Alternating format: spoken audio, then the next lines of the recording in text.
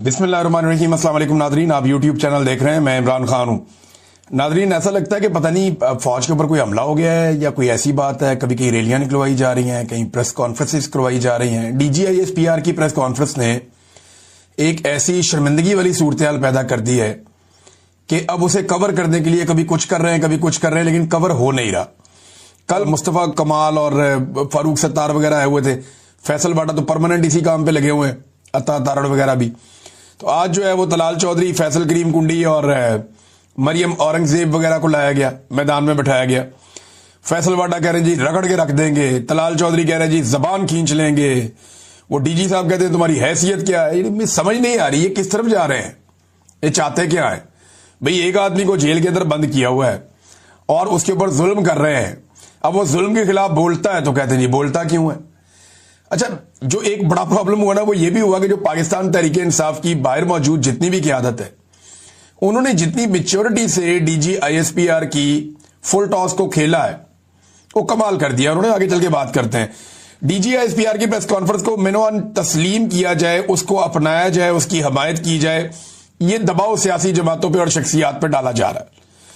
अब इदारा इस लेवल पे आ गया है, उन्हें कहा जा रहा है कि इदारे ने तो ये लेवल तक पहुंच के हिम्मत कर दी है, इदारा तो इमरान खान का दुश्मन बन गया, सामने आकर खड़ा हो गया। तो आप भी हिम्मत करें, आप भी आकर लड़ें। आपका तो सियासी मुखालिफ है। सियासतदानों में लेकिन एक प्रॉब्लम होती है, वो आते हैं, आके बोल बाल देते हैं, कर लेते हैं। कई लोगों को अपनी इज्जत से प्यार नहीं होता, लेकिन ज्यादातर लोग डरते हैं कि भाई हम फौज से एक सियासी जमात को मार पड़वा रहे हैं, कल को हमने भी सियासत करनी है। यही सारा कुछ जब हमारे साथ होगा तो हम फिर रोना पिटना कहां जाके करेंगे। वो बेचारे इस बात से भी डरते हैं, लेकिन इनके बीच में फंसे हुए अब 3-4 साल ज्यादा होते हैं किसी फौजी के पास। ये तरह थोड़ा लंबा हो गया टाइम, हो सकता है खत्म हो जाए, कोई पता नहीं होता ना, वक्त का कोई पता नहीं होता। लेकिन ये जो टाइम लंबा भी हो गया, इसके बावजूद सबको पता है कि टाइम खत्म हो जाना है और पॉलिटिकल पार्टीज ने यहीं पे रहना है और उन्हें बाद में ये सारा कुछ बर्दाश्त करना पड़ेगा। अगर वो बच गई तो पॉलिटिकल पार्टीज के बचने के इम्कान तो बहुत कम है, जिस तरह उन्होंने अवाम से मुखालफत ले ली है।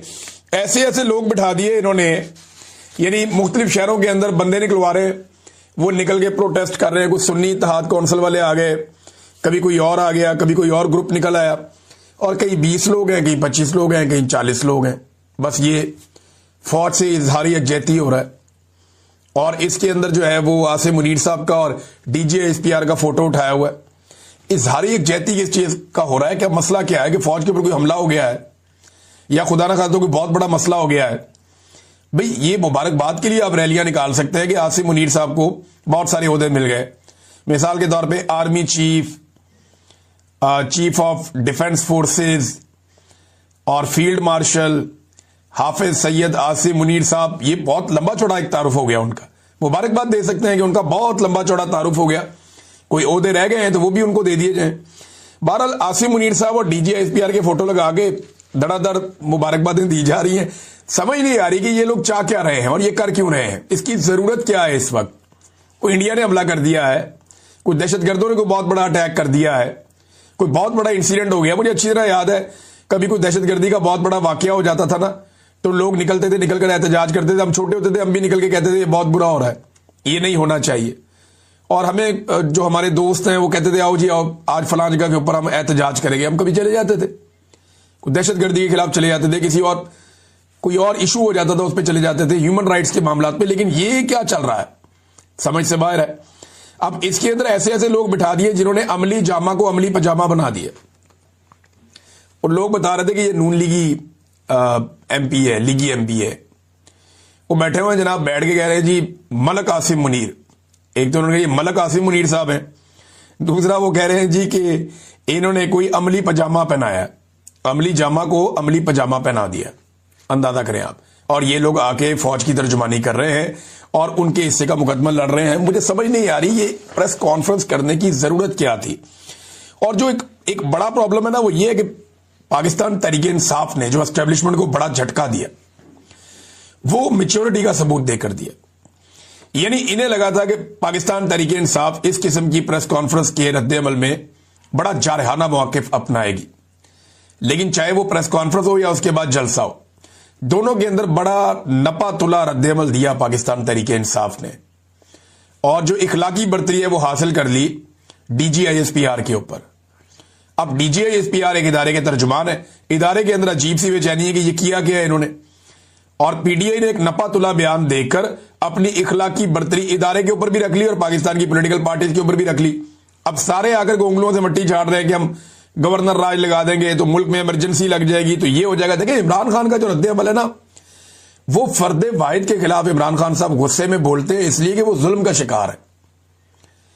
عمران خان کا یہ ماننا ہے کہ ان کے اوپر اور ان کی فیملی کے اوپر جتنے بھی مظالم ہو رہے ہیں ان کے لیے ذمہ دار عاصم منیر صاحب ہیں. عمران خان نواز شریف کو تو کچھ نہیں کہتا نا, شہباز شریف کو, زرداری کو کچھ نہیں کہتا. ان کے خلاف جو ایک پولیٹیکل ایک مقابلہ ہے وہ تو چلتا رہتا ہے, وہ ان کو کہتے رہتے ہیں ان کو کہتے رہتے ہیں, لیکن ایک لمٹ میں رہتے ہیں نا دونوں طرف کے لوگ. لیکن عاصم منیر صاحب کے معاملے میں عمران خان صاحب بہت فرنٹ فٹ پہ چلے جاتے ہیں آج کل. وجہ کیا ہے؟ انہیں لگتا ہے کہ ان کے ساتھ اور ان کی فیملی کے ساتھ جو کچھ بھی ہو رہا ہے, بلکہ وہ یہ دعویٰ کرتے ہیں کہ یہ عاصم منیر صاحب کر رہے ہیں, وہ اس کے پیچھے ہیں, اور D G I S P R نے ان کے موقف کے اوپر آ کے مہر لگا دی کہ جناب عمران خان صاحب جو کہہ رہے تھے وہ ٹھیک کہہ رہے تھے. ایک چیز جو ہے نا, ذہنی مریض کا جملہ, یہ انتہائی ناگوار جملہ, یہ دونوں طرف سے جو بھی استعمال کرے ہے تو ناگوار. لیکن عاصم منیر صاحب کے لیے ایک بہت بڑا پنگا ہے اس میں آپ کو بتاتا ہوں کیسے. دیکھیں شہباز شریف صاحب کو جب سے عمران خان صاحب نے اردلی کا لقب دیا, لوگ انہیں اسی طرح سوچنا شروع ہو گئے, اسی طرح دیکھنا شروع ہو گئے. اور شہباز شریف صاحب کو عالمی سطح پہ بھی بعض لوگوں نے شو شائن بوائے کا نام دے دیا, اور شہباز شریف صاحب نے حرکتیں بھی ایسی کی. اب عاصم منیر صاحب کے بارے میں عمران خان صاحب کہتے ہیں یہ ذہنی مریض ہے. اب یہ ذہنی مریض اگر کسی ملک کا آرمی چیف ہے اور وہ ملک ایٹمی قوت ہے, وہ یہ پھر ایک نیا پنگا ہے. اب عمران خان صاحب نے تو کہہ دیا, انہوں نے کہا جو ان کے اوپر ظلم ہو رہا ہے, ان کی پارٹی کے اوپر جو ظلم ہو رہا ہے, جس قسم کا وہ تشدد کا سامنا کر رہے ہیں, جس قسم کے حالات میں ان کو ڈال دیا گیا ہے, اور پاکستان نیچے سے نیچے جا رہا ہے, وہ اس تناظر میں ذہنی مریض کہہ رہے ہیں. لیکن یہاں پہ ایٹم بم کا کنٹرول بھی انہی کے پاس ہے, عاصم منیر صاحب کے پاس. تو یہ قابل قبول نہیں ہو سکتا نا, یہ بڑا پرابلم کریٹ ہو جائے گا. تو یہ بڑا ناگوار گزرتا ہے جملہ. اور پھر عمران خان صاحب کو واپس جب یہ کہا گیا D G I S P R کی جانب سے سائیکوپیتھ یا ذہنی مریض, اور D G I S P R نے اپنی پریس کانفرنس میں آنکھ مارتے ہوئے یہ کہا, ویسے یہ زیب تو نہیں دیتا یونیفارم پہن کے آپ آنکھ ماریں, ایک خاتون صحافی آپ کو سوال کریں اور آپ آنکھ مار کے اس کا جواب دیں, بڑا نامناسب ہے. میں کوئی ایسی معیوب بات نہیں کر رہا, لیکن یہ طرز عمل نامناسب ہے. باڈی لینگویج ہونی نہیں چاہیے ایک یونیفارمڈ آفیسر کی. شہباز شریف نے جب آنکھ ماری تھی عجیب سا منہ بنایا تھا, جب ٹرمپ نے کہا تھا آؤ نا, وہ جو اندر تعریفیں کر رہے تھے, اندر بند کمرے میں جو تعریفیں کر رہے تھے, جو اندر میری گیم اٹھا رہے تھے, وہ ادھر اٹھاؤ سب کے سامنے. تو شہباز شریف صاحب آنکھ مارتے ہوئے فٹافٹ آئے اور شو شائن بوائے بن گئے. فٹافٹ شہباز شریف صاحب نے تعریفوں کے پل باندھے, پھر واپس نکل گئے. اب انہوں نے بھی ایک اس طرح کا منہ بنا کے آنکھ نیچے کی تھی, ایسے ہی D G I S P R نے تو باقاعدہ آنکھ مار دی. اچھا میں نے جب پہلے کلپ دیکھا نا, میں حیران ہو گیا. میں نے کہا نہیں اس لیول تک نہیں جا سکتے.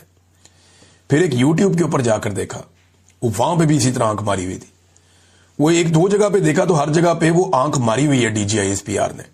کتنی مایوب اور کتنی بری بات ہے. یہ باڈی لینگویج کی بیسک آئیڈیالوجی ان کو پتہ ہونی چاہیے. چھوٹی چھوٹی چیزوں کا آئیڈیا تو ہونا چاہیے نا. D G I S P R ہیں, عام آدمی تو نہیں ہے.